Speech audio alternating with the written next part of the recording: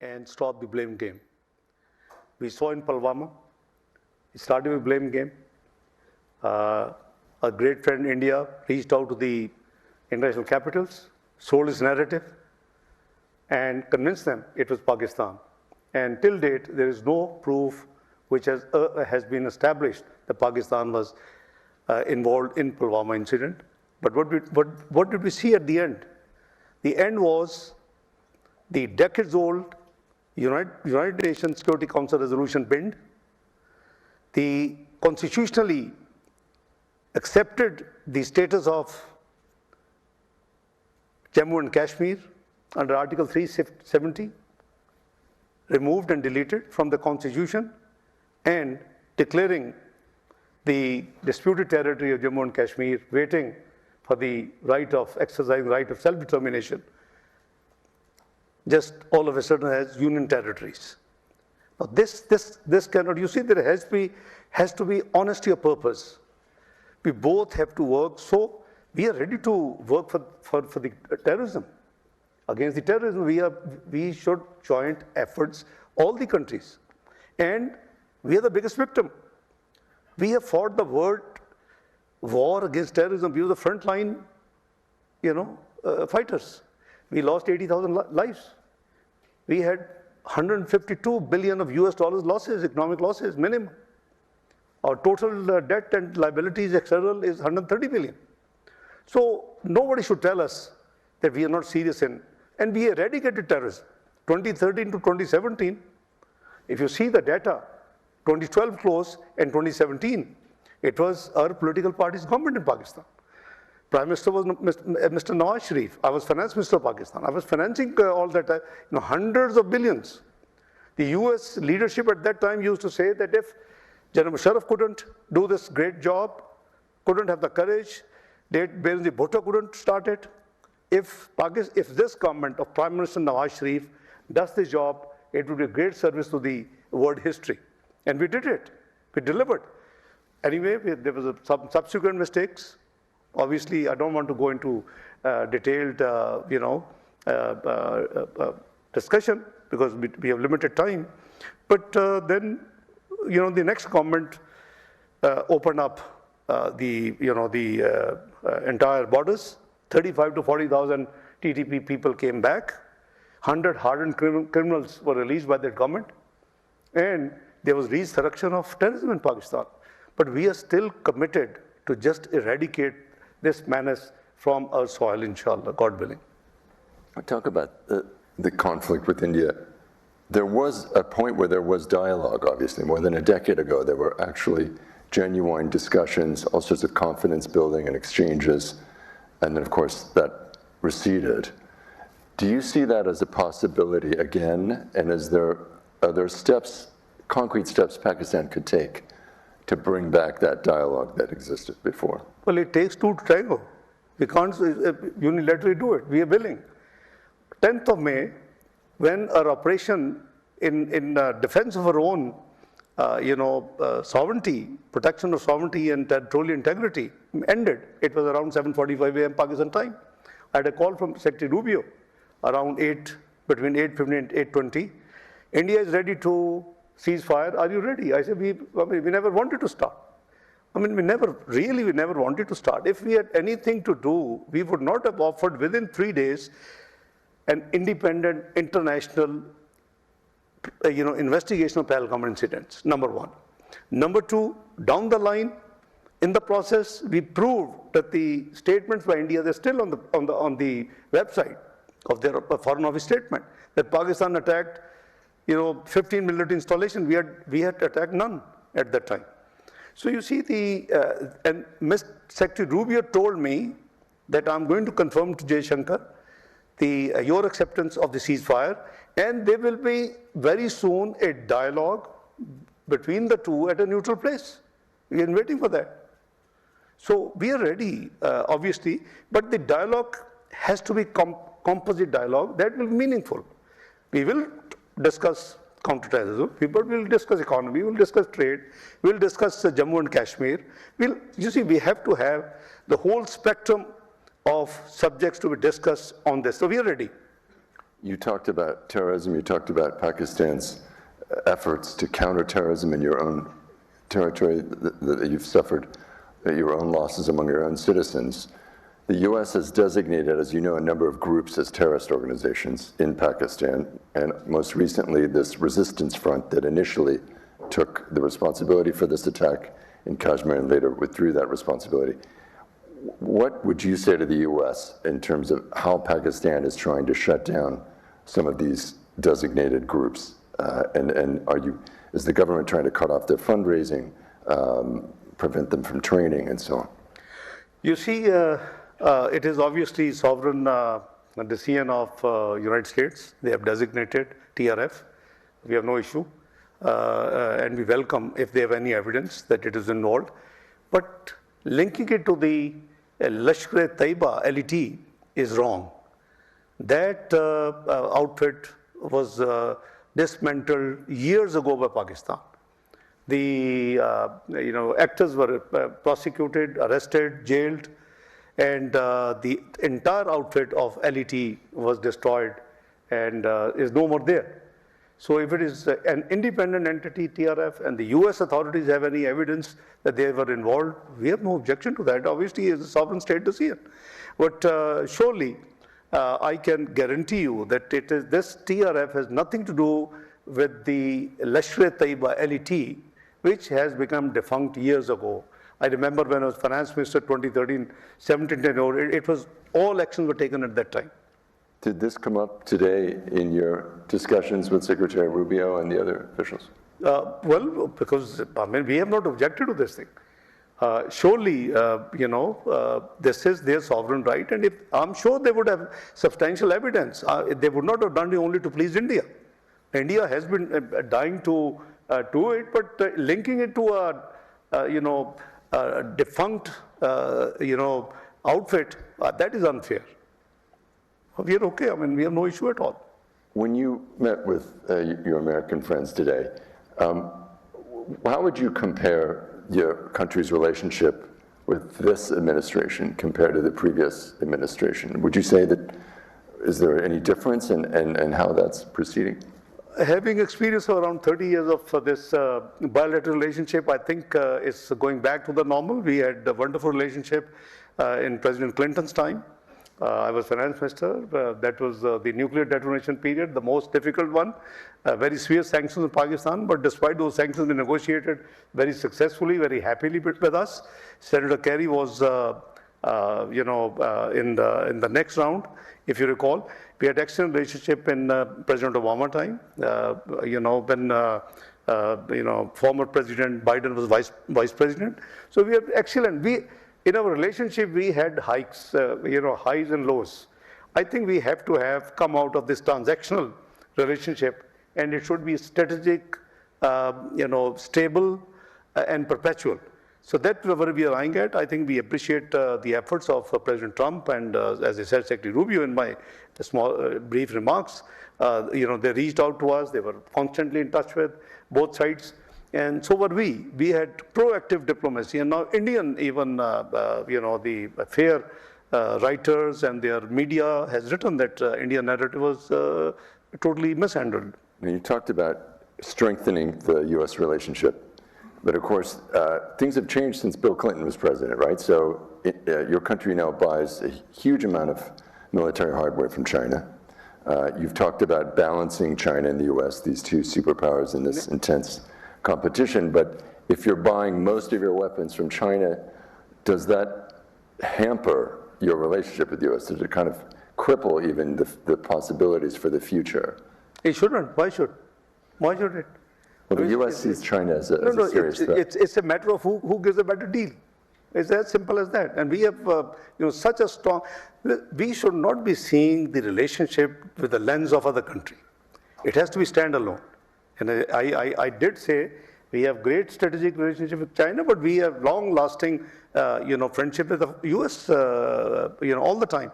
So this is objective, and this is the goal of our government to upscale the relationship back to where it used to touch the high points. So it must not be transactional that lows. We are in Cold War together, and then their lows come, and then again we have a better, cooperation, partnership because of the war on terrorism. All these phases we have seen, but we are doing our best to make it strategically economic cooperation and long-term partnership. This is our objective. I was just going to say, during the Cold War, countries had to choose sides. Sure. And some people are now saying this is something akin to the Cold War, maybe slightly different, but a lot of tension between China and the US. So that's why I'm asking, it must be at times now, because both countries kind of want you to choose. Well, I think we have played the role of, bridge between the two countries in the past, and we can do the same. We can bring the two countries closer, and I think that will be win-win for the globe. You will get millions and millions out of poverty, and that would be very positive. So let's see from the positive angle instead of seeing from a narrow negative angle. Obviously, one can always find something fishy if you want to think negative. So we are very, very sure that this relationship can be a win-win for the globe. What is the outlook for trade now? There's a trade deficit, obviously a trade surplus for Pakistan with the US. You mentioned minerals. Would be quite a major development if that were to happen. That would also be a huge commitment for both countries, obviously. Logistically and politically, is there signs that you're close to some trade deal and a minerals deal? I think we are very close to finalizing a deal with the US. Our teams have been here in Washington discussing, having virtual meetings, and a committee has been tasked by the Prime Minister to fine-tune now. I think I did mention that it's not going to be months, but not even weeks, I would say days, that we would come up. So this is one side. But the potential for the US and the US business entrepreneurs is huge. You see, a country with external debt of only 130 billion US dollars. Our percentage is much better than US debt to GDP, much better than UK, much better than Japan. But they have secondary markets. If they're to finance their external deficit, they simply float the paper, sovereign paper, and it's bought. So you see, we believe that the potential Pakistan has in IT, in AI, in mines and minerals, and by the way, the most conservative estimates of Pakistan's mines and minerals and the natural resources is $6 to $8 trillion. Now, Recordec is one. I'm glad that your Exim Bank is looking, World Bank is ready to finance the US entrepreneurs who are going to be involved. So this is one block. There's one study which says that Pakistan is likely to be the 4th richest offshore gas country. So we have advertised 40 blocks. Most welcome. Let the American, investors and entrepreneurs come and start explorations. So, we are not pick and choose. We are open, and we want our friends, our American, by the way, there are dozens of multinationals, companies of US, which have, decades-old business setups in Pakistan. You could name few, Pepsi, Coca-Cola, Procter & Gamble, there's so many. So I think there's a great potential. This is a positive, this government. You see, we reached, it's an unfortunate cycle. We reached, by 2013, Pakistan was a macroeconomic unstable country. These natural resources were not flagged or highlighted in the way these have been now. And we had a serious problem. But 2017, only in 3.5 years, we not only fixed our all macro indicators, economic indicators were fine, inflation was low, 3.59, growth was 6.3, highest forex reserves, and 24th global economy in the world. Unfortunately, what I call natural, we all know COVID, natural and human pandemic in Pakistan. I add the human pandemic because it was a mishandling in the next 2018-22 Pakistan economy. And we landed as 47. We declined from 24th to 47th global economy. So this government is committed to take it back. So while we have stabilized the economy, now we are working for the growth and take the economy now towards the right direction. So there's a great potential for friends, American friends, to look into Pakistan market. Tariffs are a great threat right now for many governments and the ministers who come to Washington. Are you optimistic? Will you make a forecast? Is the tariff for Pakistani goods not going to go up to 27%? Do you have a... I can't predict, but as long as we are better than or equal to our peers, we should be fine. You have to compete with the peers, and the peers, we have seen what tariffs are there. So perhaps we will carefully watch the announcements. Few have been done. They are so far not very worrisome. So, it is, as I said, it's a sovereign state. It has to take its own decisions. It's a policy, it's a big policy move. You haven't seen this sort of approach, and the formula was very innovative. You are calculating the trade deficit by excluding the services revenue. Wonderful. As a chartered accountant, I love to see that formula because you rarely find such formulas in normal maths. I'm going to switch to domestic politics in Pakistan, unfortunately. Sure. You may not like this question. Sure. But as you know, about 2 years ago, Imran Khan was arrested. He has a very significant level of support in your own country and abroad as well. And there are... नायब वज़ीर आज़म पाकिस्तान किसी block या सियासी grouping का हिस्सा नहीं बनना चाहता। हम पिक एंड चूज़ नहीं करें। कई आलमी सतह की कंपनीज पाकिस्तान में कई सालों से काम कर रही हैं। हम सरमायाकारी करने की दावत देते हैं, बेहतरीन मईशत के साथ काम कर रहे हैं और इसे मज़ीद ग्रोथ देने के लिए इकदाम किए जा रहे हैं। जम्मू कश्मीर पाकिस्तान और भारत के दरमियान अहम तनाज़ा है। भारत ने कश्मीरियों के हक़ रायदही को 7 दहाइयों से ग़स्ब किया हुआ है। भारत जम्मू कश्मीर पर नाजायज़ कब्जा किए हुए है। भारत ने अगस्त 2019 में यकतरफा गैर कानूनी इकदाम किया। भारत ने कश्मीर का डेमोग्राफी तब्दील करने की कोशिश की है। भारत का ये इकदाम आलमी कानूनी और 4th जेनेवा कन्वेंशन की मनाफी है। भारत दुनिया को धोखा देने के लिए दहशतगर्दी का बयानिया इस्तेमाल करता है। भारत ने पाकिस्तान पर पहलगाम वाक़े का इल्ज़ाम लगाया। मई में पाक भारत जंग इसी मखसूस पैटर्न पर हुई। मुज़ाकरात के हामी हैं, लेकिन बामायनी मुज़ाकरात होने चाहिए। ऐसा कहना है नायब वज़ीर आज़म इस्हाक डार का, जो कि अमरीकी थिंक टैंक अटलांटिक काउंसिल से खिताब के बाद इस वक्त गुफ्तगू कर रहे हैं। उन्होंने मज़ीद कहा कि 80,000 जानें हमने दहशतगर्दी के खिलाफ कुर्बान की हैं। 2017 से 2013 हमने कई मिलियन $US दहशतगर्दी के खिलाफ जंग पर लगाए। हुकूमत संभालते ही कई चैलेंजेस का सामना रहा। You pick up the arms and you do things what happened on May the 9th. Unfortunately, a man like me cannot even do anything. The due process of law has to take place, which is in progress. So I think we should not politicize anything.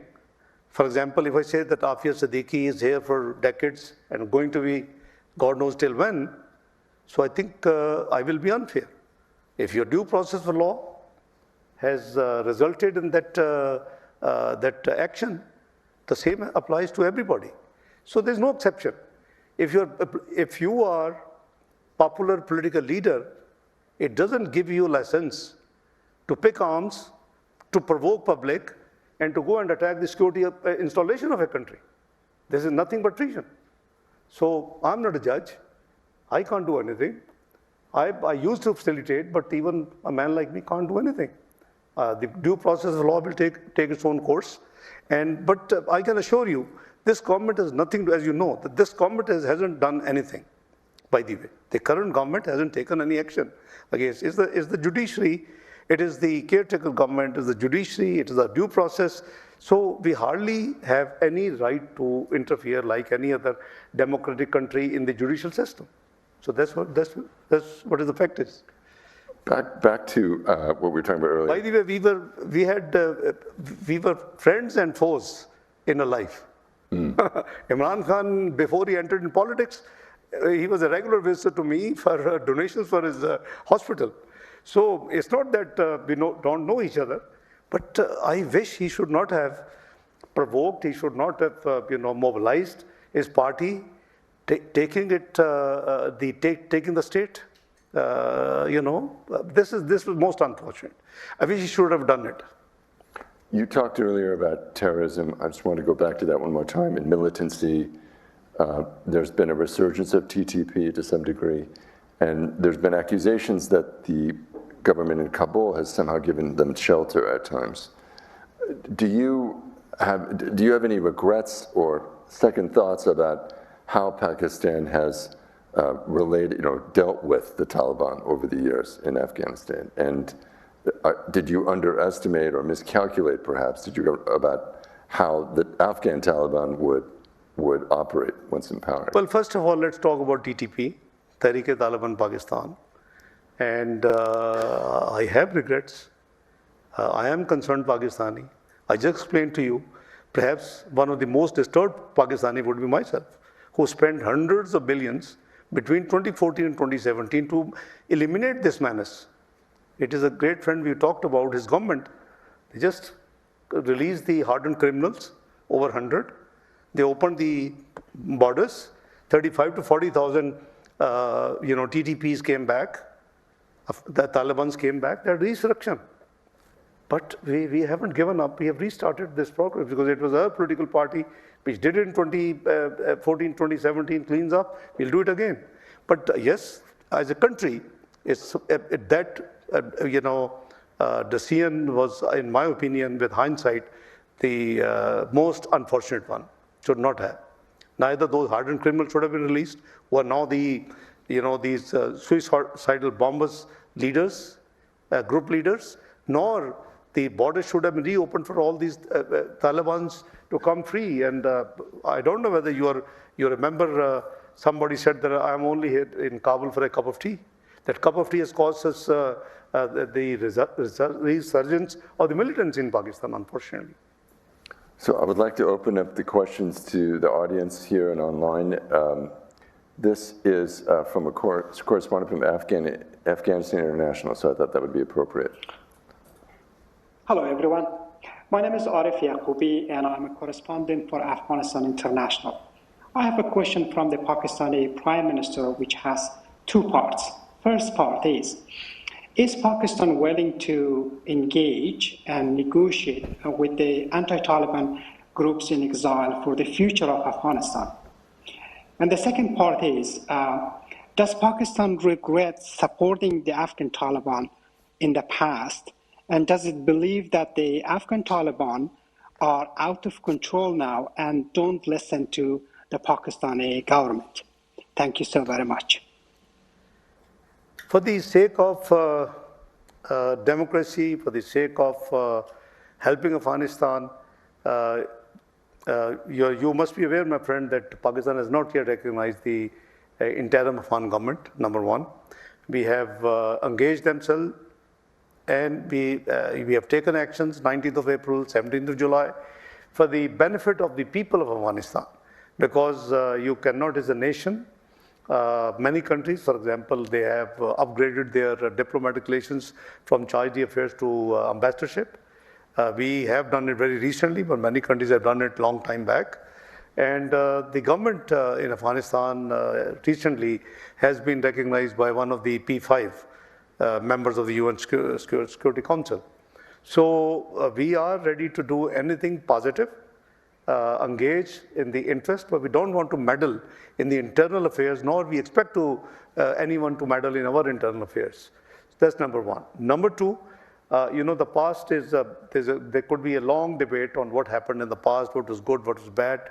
But I do, agree that we have to all work together to take all measures which, eliminates this menace of terrorism from the globe, because this is something which is obviously not tenable to any country in the world.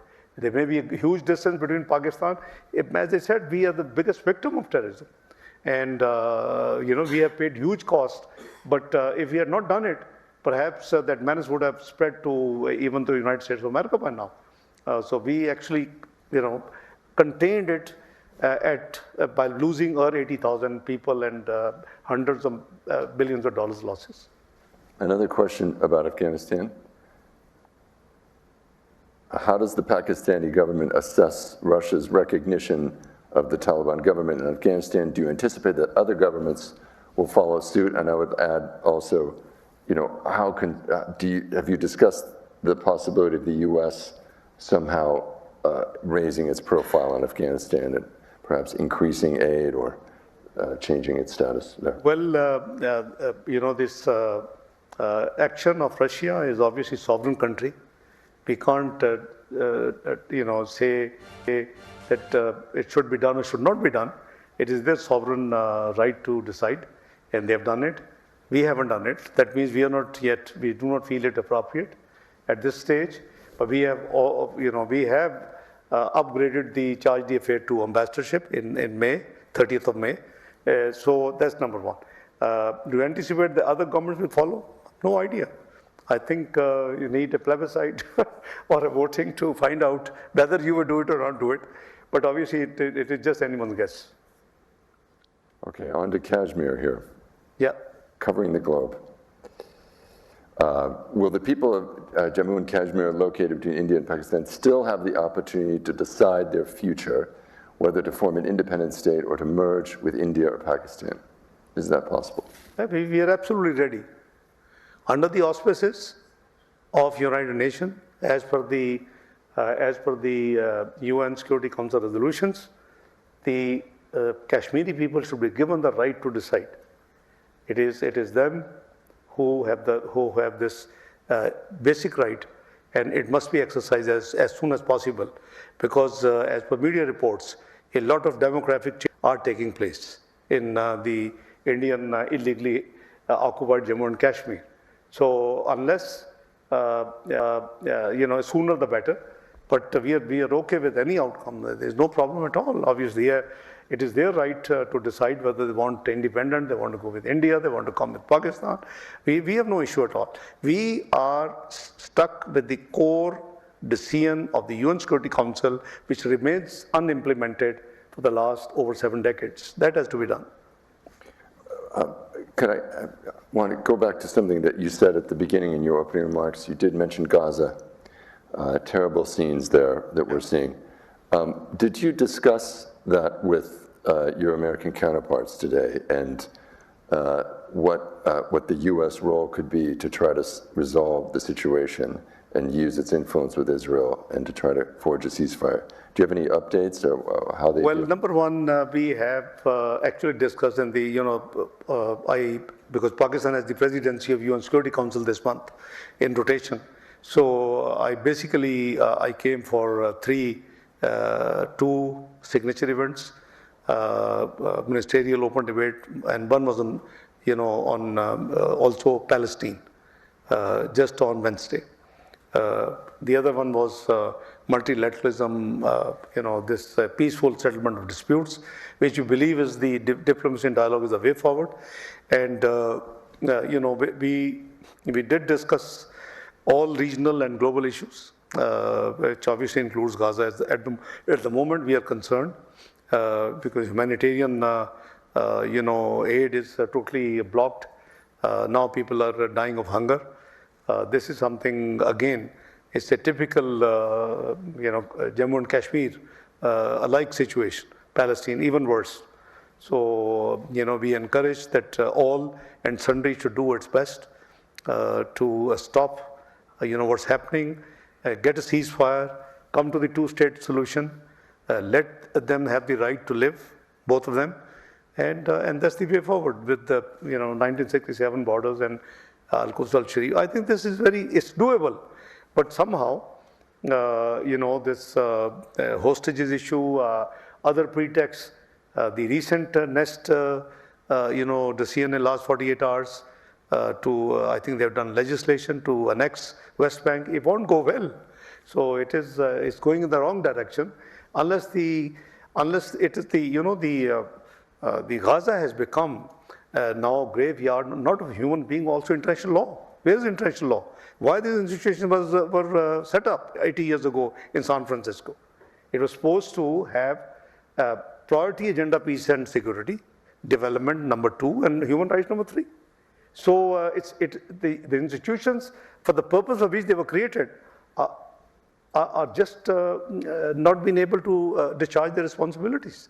So we should think seriously how to handle these things. I mean, those who obey, those who take the resolution seriously and implement are fine. Those who don't, they are also fine. The system can't work. The global law and order is crumbling, is getting weaker every month, every week and every day, unfortunately. And the two examples are in front of us. Okay, I'm moving quickly here. Thank you for your patience. You recently said that Pakistan intervened to block the naming of the resistance front in the United Nations Security Council statement on the attack in Kashmir. Now America has officially designated the group as a terrorist organization. I know I asked you about this, but... Yeah, let me explain to you. There's a timing difference. When the Pahalgam, it's weeks old story, there was a draft resolution moved by United States, I think. It had two ingredients. Pahalgam in India. Pahalgam, comma, India. No, sorry, my apology. Pahalgam with no place. And number two, it said TRF put the responsibility. We just took principled position. Pahalgam is somewhere. If I say London, London is more than one. In England, there's London, then London is also another place. So we said put in Jammu and Kashmir, number one. We blocked that resolution till our reservations were settled. TRF, we said show us any evidence. If they are responsible, it was just within days of that incident. We're talking April. So and everybody, including the United States, accepted it, by the way. After Pahalgam, it was written Jammu and Kashmir, and TRF was deleted. I mean, we don't carry veto power. So after that, that press release went public. So now if they have, as I said, they have evidence, and they're doing it, we are not owner of this action as a country. It is US action, fine. They must have seen, necessary requisite to designate somebody, fine. But where it is linkage indirectly to LET, that we have clarified. So at that time, we were neither given any evidence nor any claim of TRF that we have done it. Under those circumstances, we can't go presumptive. So, and they was accepted, a position was accepted by all Security Council members, the permanent as well as the elected. And it was amended. So if you see the press release on Pahalgam, you will not find TRF. My position, which is quoted, is at that time. Thank you for answering that question. Thank you for coming here today. It's a pleasure. Thank you for taking the time. Thanks to our audience here and all around the world for another Atlantic Council front page, and see you next time. Thank you.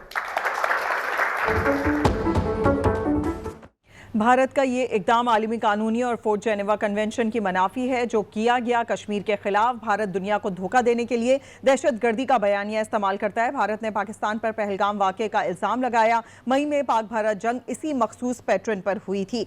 और इसके अलावा इसहाक डार का मज़ीद कहना था कि पाकिस्तान किसी block या सियासी ग्रुपिंग का हिस्सा नहीं बनना चाहता। हम पिक एंड चूज़ नहीं कर रहे, बल्कि आलमी सतह की कंपनीज पाकिस्तान में कई सालों से काम कर रही हैं। हम सरमायाकारी करने की दावत देते हैं, बेहतरीन मईशत के साथ काम कर रहे हैं और इसे मजीद ग्रोथ देने के लिए इक़दामात भी किए जा रहे हैं। अगर कोई पॉपुलर लीडर है तो इसका मतलब ये नहीं कि वो लाइसेंस रखता है कि रियासती इदारों या मिलिट्री तंसीबात पर अटैक किया जाए, और उनके लिए जो भी फैसले हुए वो अदालतों ने कानूनी अमल मुकम्मल होने के बाद किए। इसमें हुकूमती सियासी पार्टी का कोई दखल नहीं। पाकिस्तान ने हमेशा बुरे वक्त में अफगानिस्तान के साथ हमदर्दी का इजहार किया, लेकिन वो रास्ते इस्तेमाल हुए दहशतगर्दी के लिए, जिसका हमें बहुत नुकसान उठाना पड़ा। हमारे आज अफगान हुकूमत के साथ बेहतर ताल्लुकात हैं, लेकिन इंटरनल सिक्योरिटी के लिए भी हमें कुछ अहम फैसले करने हैं, लिहाजा उनका एहतराम किया जाए।